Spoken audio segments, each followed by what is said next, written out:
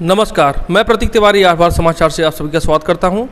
आज हम बात करेंगे पंचायत चुनाव की, उस पंचायत चुनाव की जिसने हजारों लोगों का जीवन अपने आगोश में ले लिया, जिसने लोगों को बद से बदतर जीवन एक जानवर की भांति जीने पर मजबूर कर दिया, जिसने एक माँ से उसका बेटा, एक बहन से उसका भाई और ना जाने कितने ऐसे लाचार होंगे जिनकी मौत का कारण केवल पंचायत चुनाव बना। ऐसे में प्रशासन ने कोरोना गाइडलाइन का अनुपालन क्यों नहीं किया? प्रश्न कटु है लेकिन सत्य है। पंचायत चुनाव में हुई मौतों का जिम्मेदार केवल चुनाव आयोग और प्रशासन ही है और आपको हर हालत में इसका जवाब देना पड़ेगा। अब पंचायत चुनाव संपन्न हो गए तो हम बात करते हैं मतगणना की।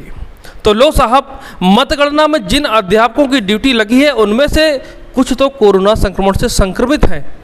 अब थोड़ा और गंभीर विषय पर आते हैं। जिन लोगों को मतगणना में अपना कर्तव्य निर्वहन करने की जिम्मेदारी दी गई थी, आखिर उनकी कोविड जांच क्यों नहीं करवाई गई? यदि मतगणना करने वाले कोविड वायरस से संक्रमित हैं तो कहीं ना कहीं उनके साथ साथ अन्य लोगों को भी संक्रमित होने का खतरा है और इससे स्थिति और अधिक बिगड़ जाएगी।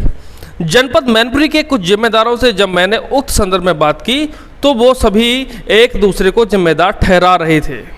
हमारे देश की यही समस्या है, कोई कुछ कहना या करना ही नहीं चाहता, फिर चाहे वो सीडीओ हो या बीएसए हो या बीईओ हो, सभी अपनी अपनी जिम्मेदारियों से भाग रहे हैं और एक दूसरे के ऊपर निर्णय छोड़ रहे हैं।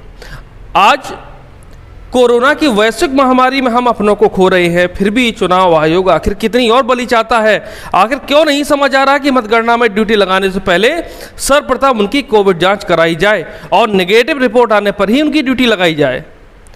आज जब मैंने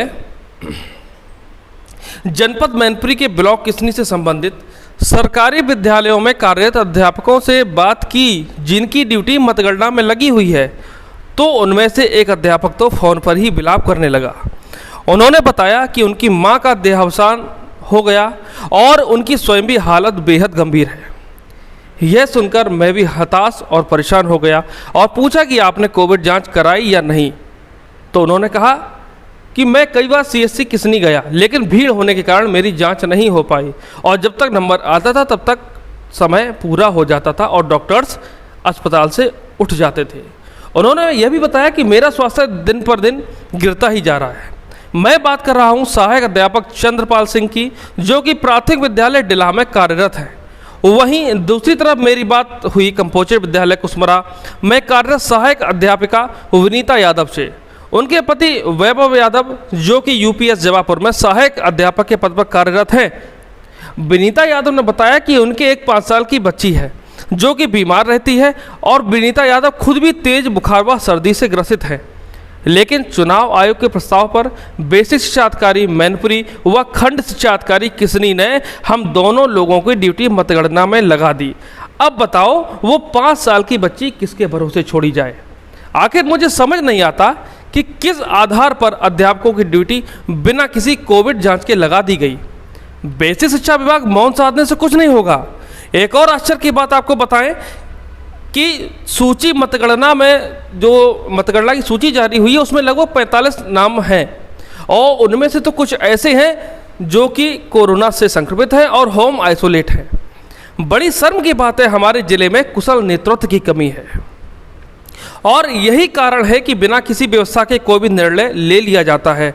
अब बताओ कोरोना पॉजिटिव अध्यापक क्या करेगा जो घर में कमरे में बंद अपनी सांसों का एहसास कर रहा है?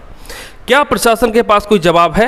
और यदि जवाब है तो हमें ज़रूर बताएं, नहीं तो स्वीकार करें कि हमारे जनपद की व्यवस्था तार तार हो गई है और इसे संभालने वाला अब कोई बुद्धिजीवी नहीं बचा है। सब भगवान भरोसे है। आदमी मरता है तो मरे, प्रशासन व चुनाव आयोग को कोई परवाह नहीं। देखते हैं प्रशासन क्या ठोस कदम उठाता है। आइए अब हम सीधा आपको ले चलते हैं उस ऑडियो रिकॉर्डिंग की ओर जो मैंने संबंधित विभाग के जो बीएसए हैं, हालांकि बीएसए बताया गया कि बीएसए अभी बीमार चल रहे हैं तो उनकी जगह किसी को चार्ज दिया गया, तो उनसे जब बात हुई और उनसे पूछा गया कि भाई आपने जो सूची जारी यहाँ से करवाई है तो ये किस आधार पर कराई गई है? क्या जिनकी ड्यूटी लगाई गई है उनका कोविड जांच हुई कि नहीं हुई? और जिनको जो लोग कोरोना से संक्रमित हैं उनकी ड्यूटी के लिए क्या प्रावधान है? क्या उनको ड्यूटी करनी पड़ेगी या नहीं करनी पड़ेगी? तो आइए हम सीधा आपको एक ऑडियो रिकॉर्डिंग सुनाते हैं बीएसए मैनपुरी की। हेलो। हाँ सर, नमस्कार सर। मेरी बात बीएसए मैनपुरी से हो रही है सर? बीएसए साहब अभी बीमार हैं, हम कंप्यूटर अधिकारी बोल रहे हैं। कोई दिक्कत नहीं सर।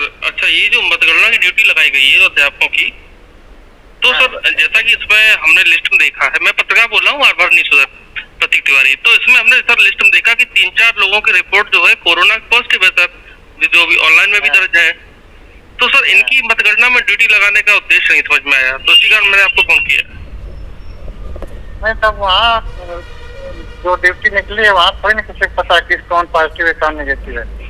तो सर आ गई है, अब यहाँ जिसकी ड्यूटी लग गई है, जो पॉजिटिव है अपनी रिपोर्ट भेज दें तो कट जाएगी वहाँ ड्यूटी। तो सर ये किसे भेजे? आपको ही भेजे ना?